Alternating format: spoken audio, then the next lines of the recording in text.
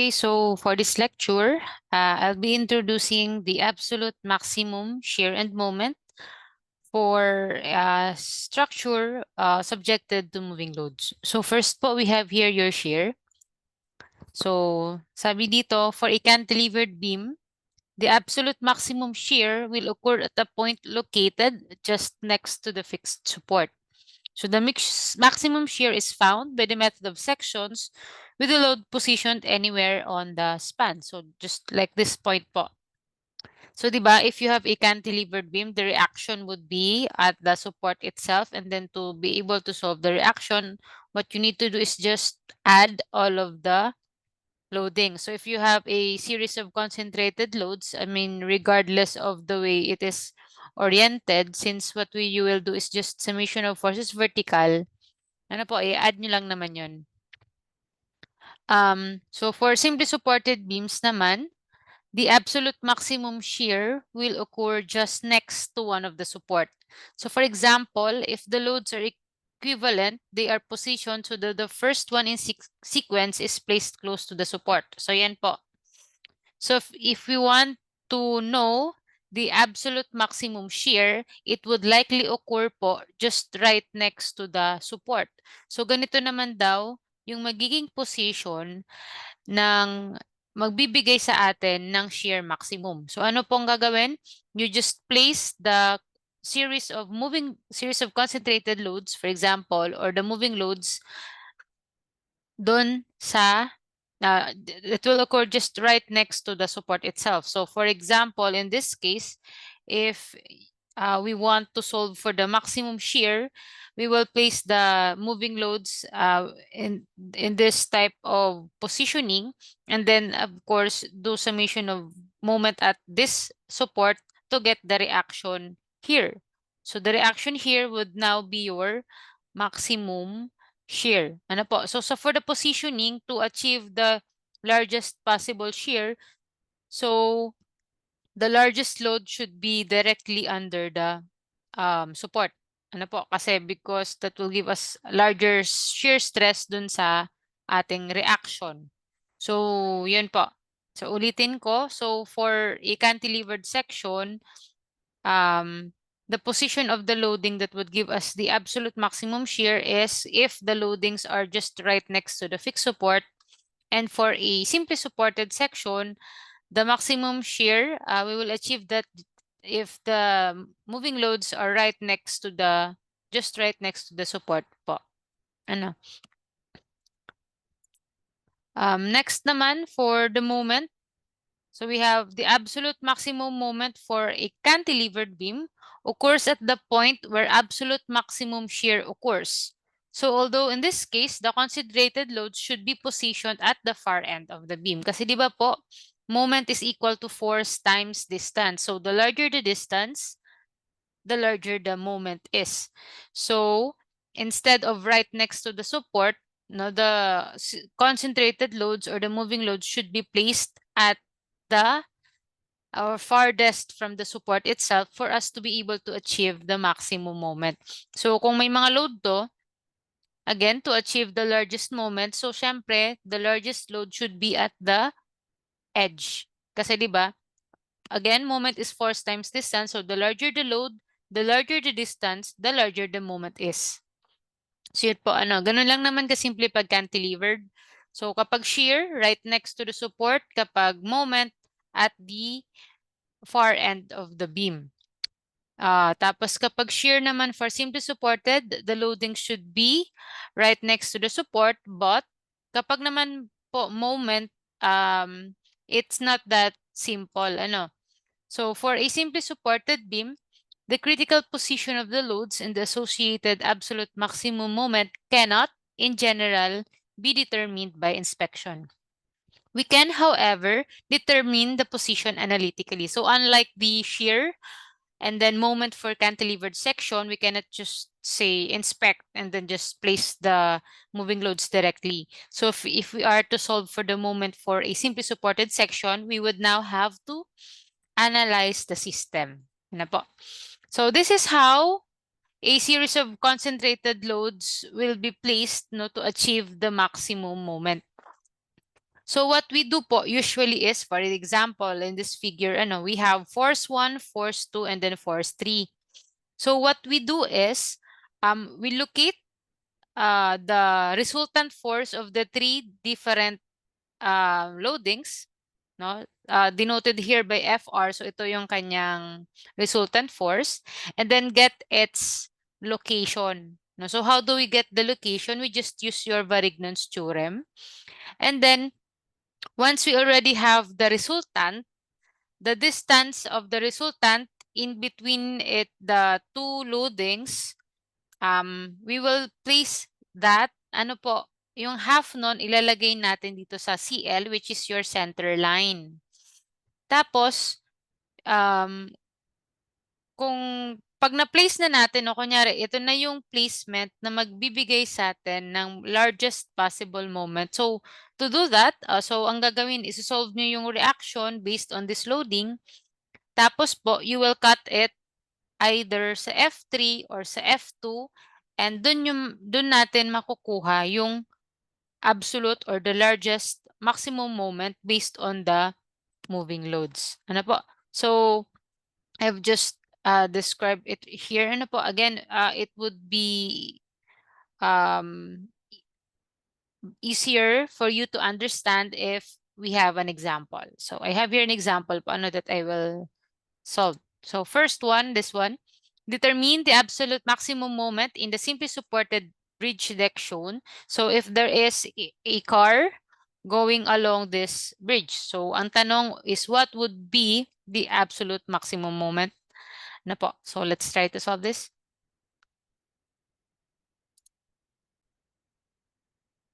All right po. So, we have here, determine the absolute maximum moment in the simply supported bridge deck shown. So, in this case, first we need to locate the resultant as I've mentioned earlier. So, to do that, resultant lang po. So, resultant is just the sum. So if you have 2 plus 1.5 plus 1, so the resultant would be 4.5. So ang kailangan po natin is the location of the 4.5. So you have here, say 4.5 keeps, say bar x. Di ba varignons is equal to the load times the centroid is equal to the sum of the individual load times its individual centroid. Ano po? So again, you have to place a reference line. For example, dito ako magre-reference line sa 2. Ano po? So, doon ako magre-reference ng values. So, I have 2.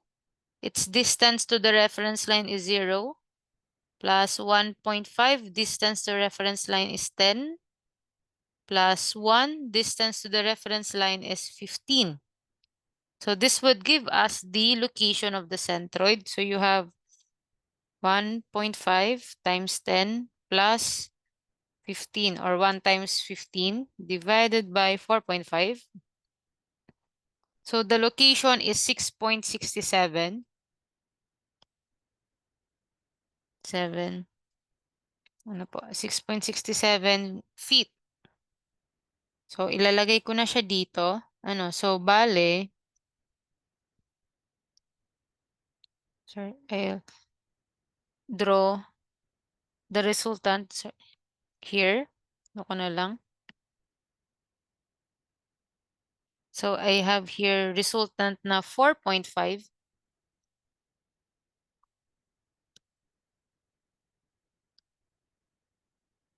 Tapos yung distance naman daw niya, eto. Siyempre from reference line yung ating 6.67. So 6.67 feet. And then the value is 4.5 kips. Now, once we have this one, so kung meron 6.67, so minus 10 natin. So sa other side, we have 3.33. Nakompletuhin ko lang yung label. So dito naman sa kabila, meron tayong 3.33. Sorry. Ano ba yan? 3.33. So, right now po, ito na yung magbibigay sa atin ng position of the largest possible moment. So, ang gagawin natin, no, idodraw ko yung beam. Draw ko ang beam. So, kunyari, ito yung beam. Ayan. Habaan natin. Ano po? Tapos, I'll draw the center line.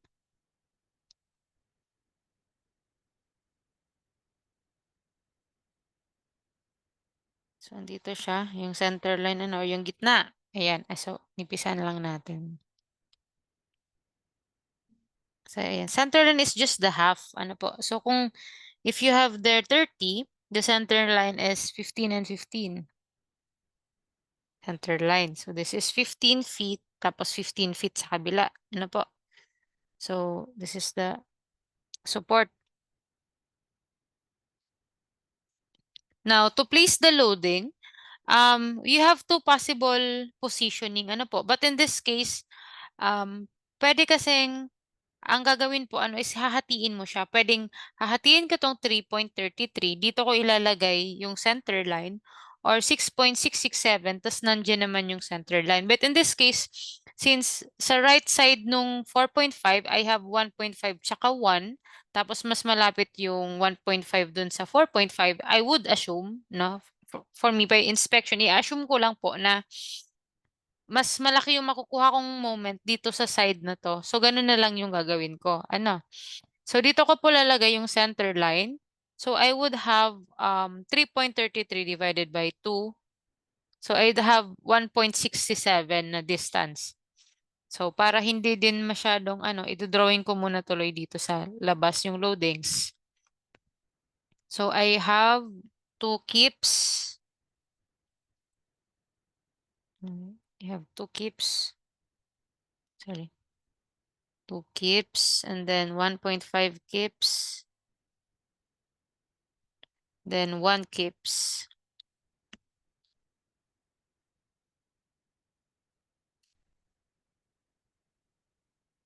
One kips.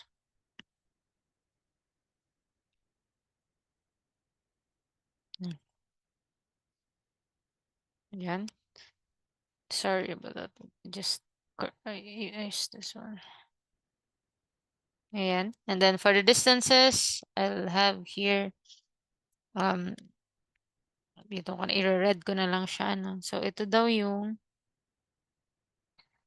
yan, ito yung ating 4.5 kips. Then, a line here for the distances. So, we have 6.66. And then,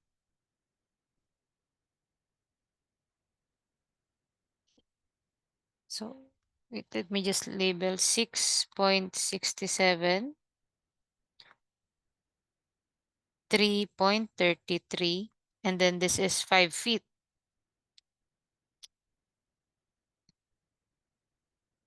5 feet. Just complete the label po. And then we have 2 kips, 1.5 kips, and then 1 kips. Then the maximum load of 4.5. So as I mentioned earlier, I would choose the in between of 4.5 or 1.5. Tapos dito ko po ilalagay yung center line. So I would just copy this or move this one. Ano po? Ay makakasama yung ano. Ayan. So i-move ko siya dito. Tapos ilalagay ko sa gitna nung 4.5 and 1.5 yung center line. So this would now be the position. Ano po? So naiintindihan nyo? Wait, let me just copy this tuloy.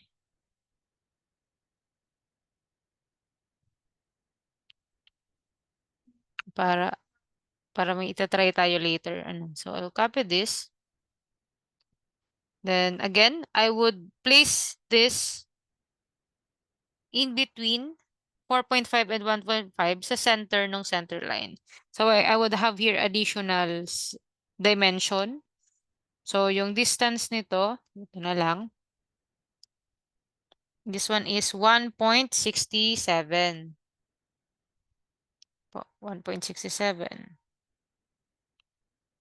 Ano? So now, this would be the position that would give us the largest possible moment. So in this case, siguro isolve ko muna yung magiging reaction sa A. So I'll have here A, RA, tsaka B. Ano po? So to do that, i-complete ko yung dimension. Kung I have here these values, so kung this is 15, ano po? So ayan yung magiging placement niya. So kung may 1.67 ako, di ba 15? Ito, this side here is 15. So yung 15, i-less ko yung 5, tapos 1.67, ito yung matitira. Tama po. So 15 minus 5 minus 1.67. So this distance here is 8.33. So 8.33 daw ito. So, sorry, this is 8.33 feet. Ano, yung remaining distance. Sa right side naman, kung 15 naman siya, so 15 minus 6.67 minus 1.67 then, yun naman yung magiging distance dito. But, so tingnan natin, 15 minus 6.67 minus 1.67.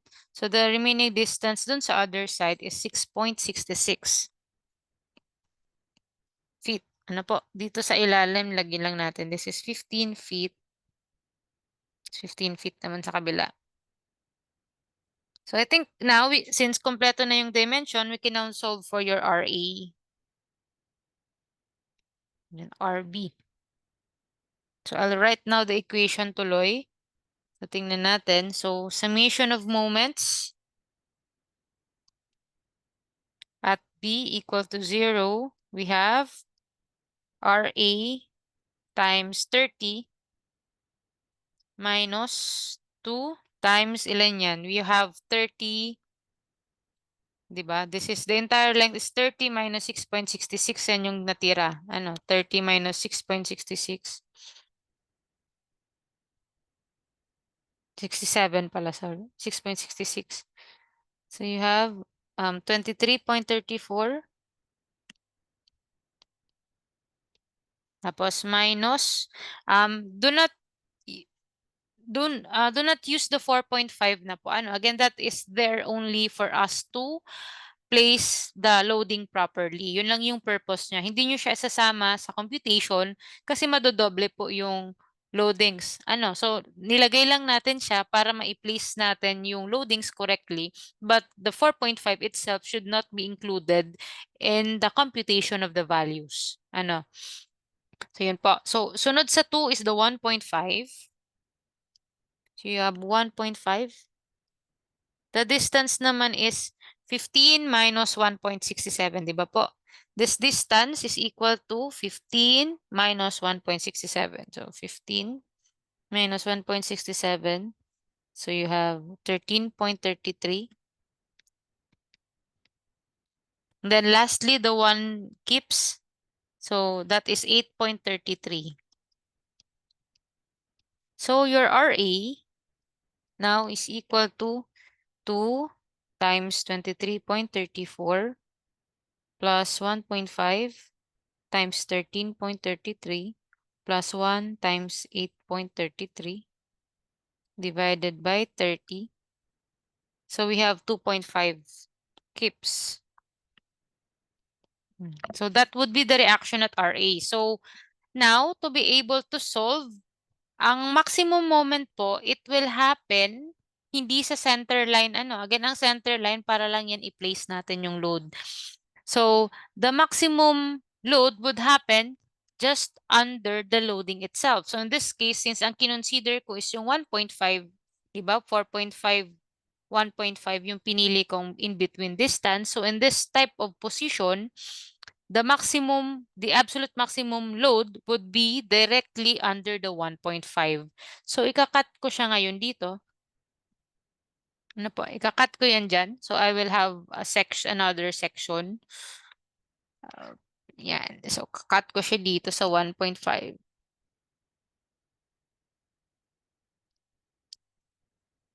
Ano po, cut ko siya dyan.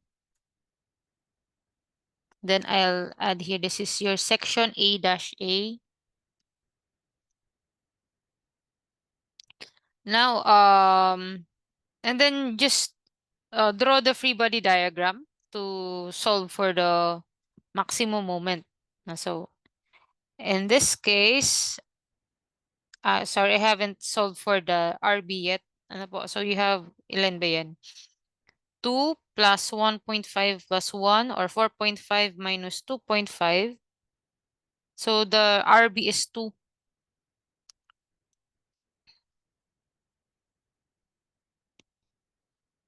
Yan, 2 keeps naman siya. So, I would use the left side or of the free body diagram. Opo. So section A-A.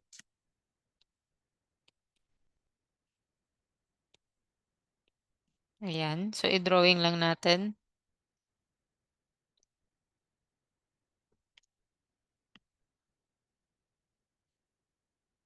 Just use this. Ayan. And then just copy the loadings. So, you have RB. That is 2.2.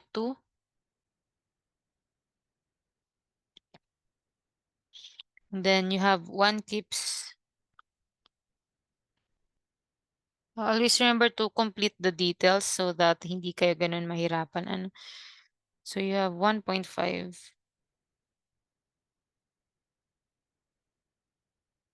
1 keeps.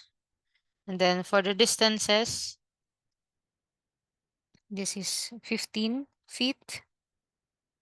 And then this is, sorry, I forgot. This is 5 feet.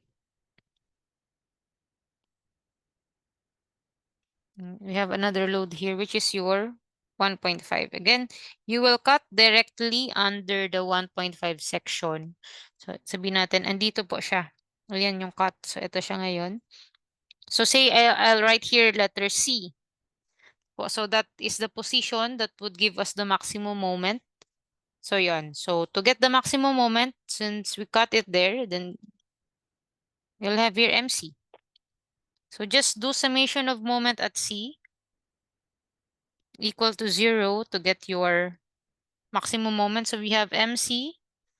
We see MC 1.5. There's no moment arm, so you don't need to include that. So, 1.5 plus 1 times 5. Diba po? And then, counterclockwise yung 2.20. So, 2.20 minus 15. So, the moment here is 2.2 times 15 divided by 5. So, the answer would be 6.6 skips. Ano po? So, that is the maximum moment at that location. So, if you'd like to check, ano po, you can try and solve the other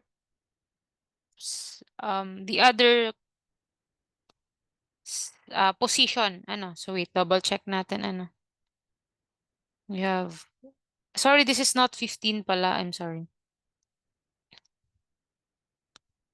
This is not 15, kasi nga 15, ito, 15 minus 1.67. This is 13.33. 13.33.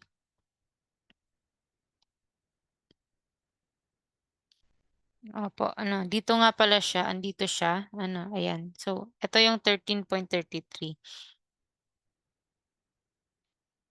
Yan. So, you have, again, MC is equal to 2.2 times 2.2 times 13.33 minus 5, 24.326. Sorry. Ulitin ko, ano po? 2.2 times 15 minus 1 times 5 or 5. Ay, bakit 15? 13.33. So you have 24.326. 24.326 kips feet. Ano na ba? Double check natin. Ano po? So yun, you have 1.67. Tama. Tapos 6.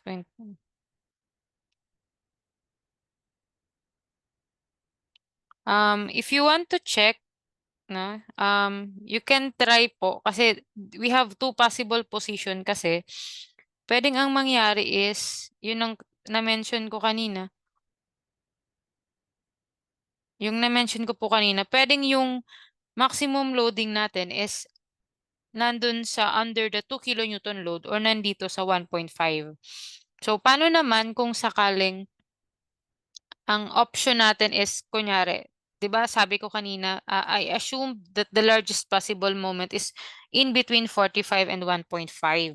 So, if you want to double check, no, kunyari, you're not sure, you can try naman po kung dito naman sa in between nito yung magiging loading.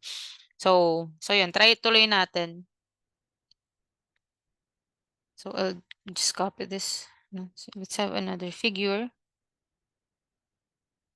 Madali na lang naman to. Ano po? Yan. So I'm just going to erase these loadings at the top. Papalitan natin siya.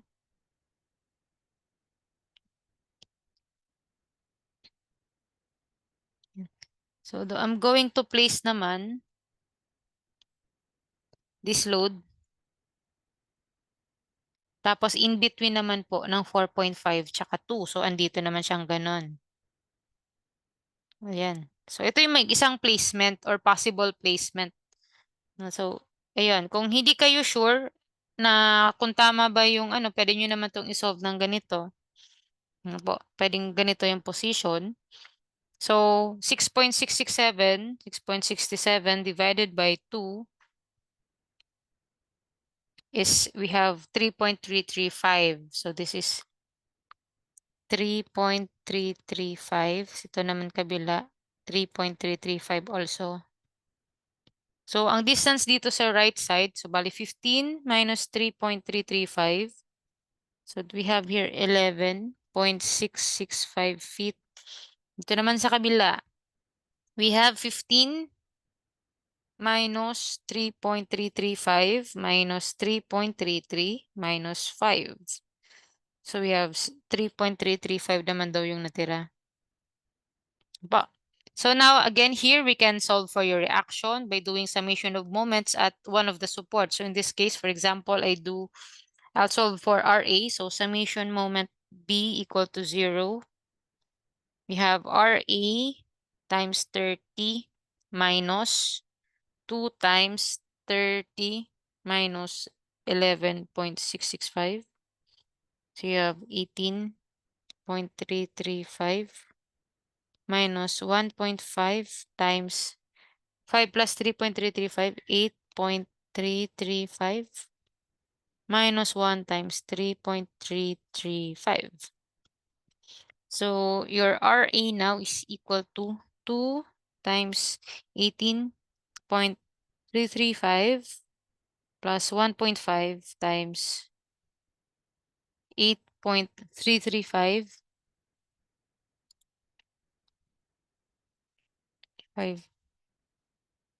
plus 1 times 3.335. It's 52 divided by 30. That would give you 1.75.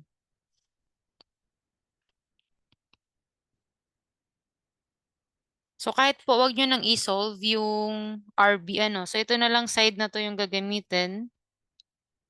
No. So yun. And then just get the moment here. So ito na yung magiging C. And then yung moment dyan, yan yung possible or another possible maximum moment. But I can by inspection o kahit titingnan ko pa lang, I can already say that this will not give me a larger value. Kasi kung by 1.75 times 11.665. So the moment here is only about 20.41. Ano po? So yun, 'di ba? So if you'd like to, you can still just draw. Pero yun na, mas maliit po yung lalabas na value. So again, just to be sure, you can try to solve the two different values.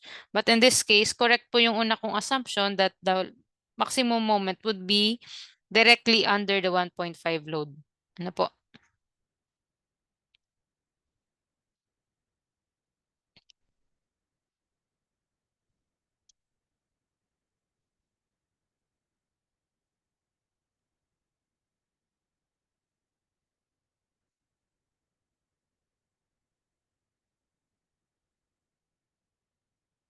So ayun na po, no, na-solve ko na. MC is equal to 1.75.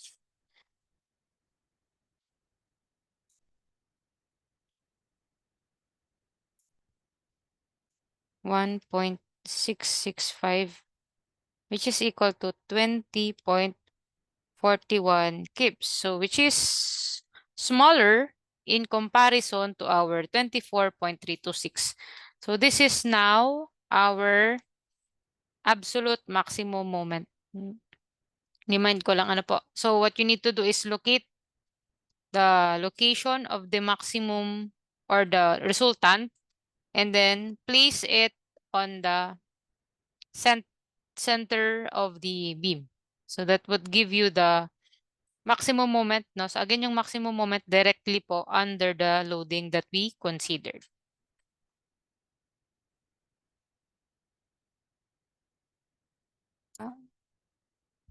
A correction po pala ay just copied the wrong item. So dapat this is 2.0. Sorry. It's 2.0. So that is 2 times 13.33 minus 5. So the answer is 21.66.